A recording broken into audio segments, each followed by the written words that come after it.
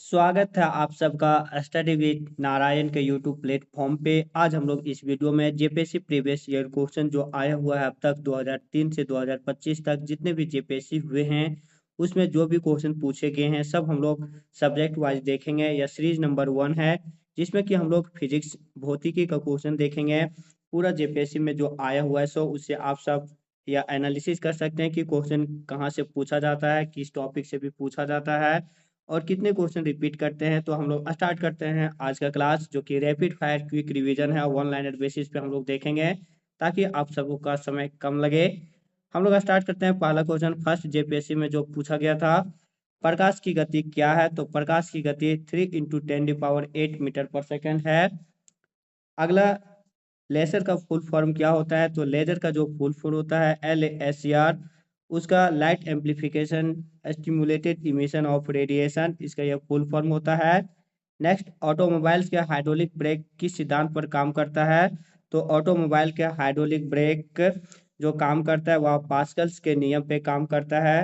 Hydraulic lift, hydraulic brake, इस सारा pascal के सिद्धांत पे काम करता है, पास्कल्स लॉ पे।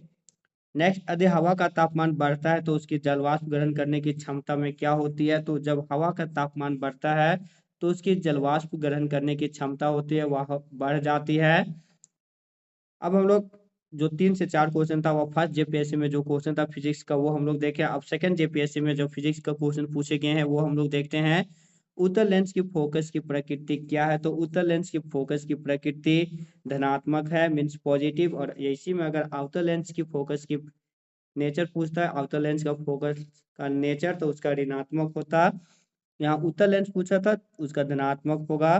पूरक वर्ण का निर्माण कैसे होता है? तो प्राथमिक रंगों के मिलाने से पूरक वर्ण का निर्माण होता है। प्राथमिक रंगों के मिलाने से।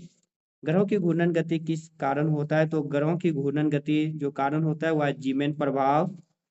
अगला, लाल तारा मृत अवस्था में किस सीमा के बाद कहलाते हैं? तो तारा मृत अवस्था में चंद्रशेखर सीमा के बाद कहलाता है। मृग मरीचिका का कारण क्या है? तो मृग मरीचिका या फिर ऑप्टिकल फाइबर, ये सब पूर्ण आंतरिक परावर्तन का एग्जाम्पल है। तो मृग मरीचिका का जो कारण है टोटल इंटरनल रिफ्लेक्शन, पूर्ण आंतरिक परावर्तन। इसे पूर्ण आंतरिक परावर्तन से 2-3 क्वेश्चन जेपीएससी में पूछ चुका है। उल्लू रात में कैसे देखता है? तो नेत्र, बड़े नेत्र गोलक और पराबैंगनी किरणों के कारण उल्लू रात में देखता है। हवाई जहाज रनवे की ओर क्यों दौड़ता है? तो हवाई जहाज रनवे की ओर अपने पंख को नियंत्रित करने और गति बढ़ाने के लिए दौड़ता है। टेलीविजन के सामने पेंसिल को घुमाया जाता है तो अनेक पेंसिल की छाया प्रति किस कारण नजर आती है? तो टेलीविजन के सामने जब पेंसिल को घुमाया जाता है तो अनेक पेंसिल की छाया प्रति, मीन्स अनेक को पेंसिल जो दिखता है वह फोटोवोल्टेइक प्रभाव के कारण ऐसा दिखता है। ट्यूबलाइट में ज्यादा प्रकाश क्यों होता है? क्योंकि उसमें पारा का वाष्पीय प्रभाव पड़ता है जिसके कारण ट्यूबलाइट में ज्यादा प्रकाश होता है। नेक्स्ट, बादल काला क्यों दिखता है? तो बादल काला जल कण से प्रकाश की किरणें प्रवर्तित होने के कारण बादल काला दिखता है। तो जल कण से प्रकाश की किरणें प्रवर्तित होने के कारण बादल काला दिखता है। कौन सा ग्रह का उपग्रह नहीं है? तो बुध और शुक्र दो वैसे ग्रह हैं जिनके कोई भी उपग्रह नहीं है। यानी मरकरी और वेनस दो ऐसे उपग्रह हैं जो दो ऐसे ग्रह हैं जिनका एक भी सैटेलाइट नहीं है। डायमंड रिंग कब बनता है? डायमंड रिंग पूर्ण सूर्य ग्रहण के समय बनता है। वायुमंडल के नहीं रहने पर आकाश का रंग कैसा दिखता है? ये क्वेश्चन बहुत सारे एग्जाम में भी पूछे गए हैं। तो वायुमंडल के नहीं रहने पर आकाश का रंग काला दिखता है।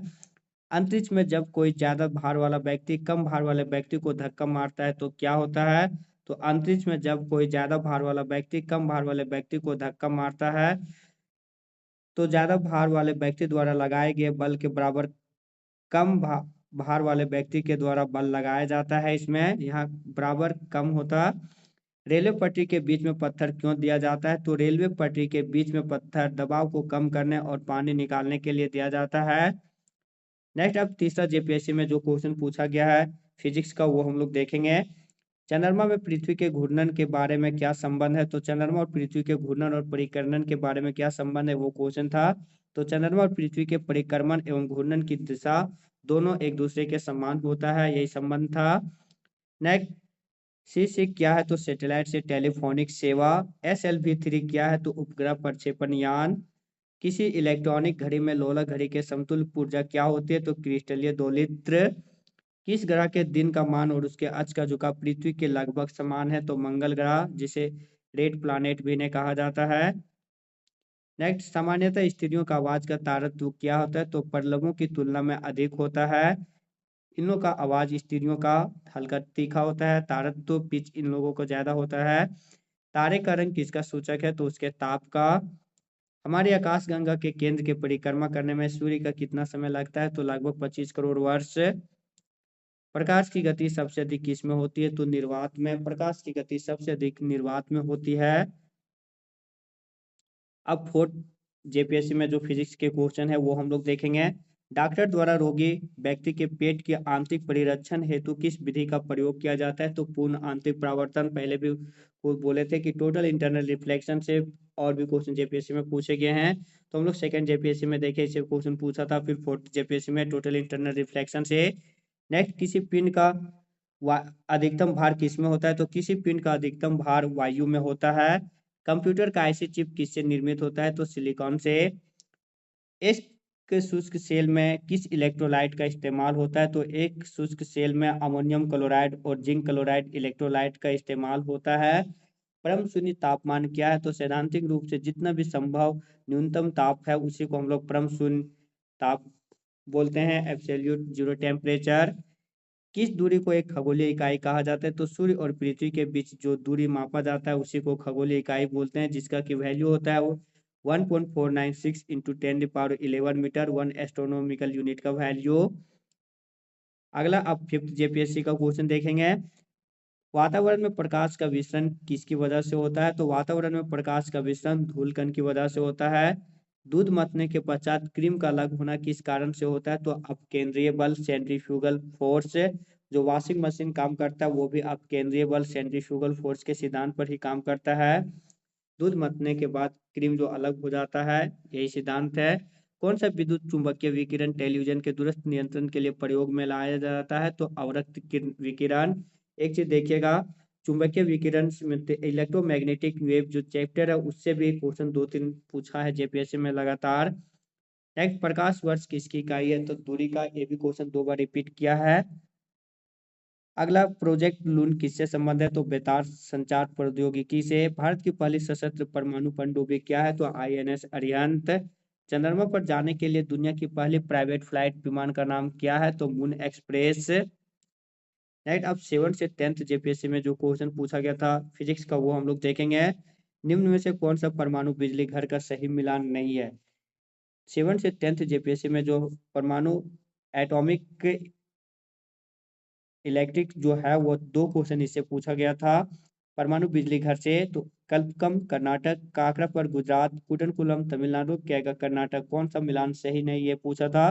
तो कल्पकम कर्नाटक यही सही नहीं है, क्योंकि कल्पकम तमिलनाडु में है, कर्नाटक में नहीं, बाकी सब सही है। काकरापर गुजरात में है, कैगा कर्नाटक में, कुटनकुलम तमिलनाडु में है, नरोरा उत्तर प्रदेश में है। किन्हें भारत के अंतरिक्ष कार्यक्रम का जनक कहा जाता है? तो विक्रम साराभाई को भारत के अंतरिक्ष कार्यक्रम का जनक माना जाता है।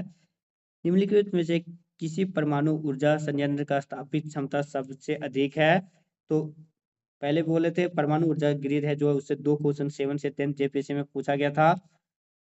तो सबसे अधिक जो परमाणु ऊर्जा स्थापित क्षमता है वह है, जो ऑप्शन दिया था कैगा, नरोरा, खाकरापुर और तारापुर में, तो तारापुर हो जाता। कैगा कर्नाटक में, नरोरा उत्तर प्रदेश, तारापुर महाराष्ट्र में। सबसे ज्यादा इसमें जो ऑप्शन है उसमें तारापुर। और ओवरऑल बात की जाए तो कूटनकुलम में सबसे ज्यादा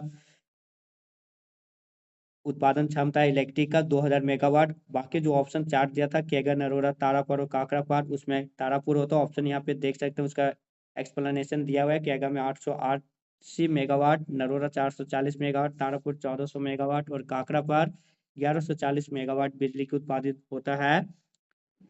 नेक्स्ट क्वेश्चन, भारतीय उपग्रह श्रृंखला इनसेट किसका उदाहरण है? तो मौसम विज्ञान संबंधित उपग्रह का।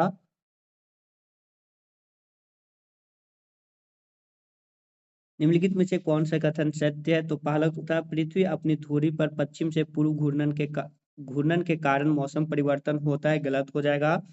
पृथ्वी के सूर्य के चारों ओर चक्कर लगाने के कारण धरती पर रात और दिन घटित होता है। ये भी गलत हो जाएगा, तो दोनों कथन असत्य है, क्योंकि दोनों ए और बी दोनों एक दूसरे का अपोजिट दिया हुआ है। पृथ्वी अपनी दूरी पर पश्चिम से पूरब घूमने के कारण दिन और रात होता है, मौसम परिवर्तन नहीं है। और सूर्य के चारों ओर जो चक्कर लगाता है, परिक्रमा करता है, उसके कारण मौसम परिवर्तन होता है, तो दोनों असत्य हो जाता है इसका।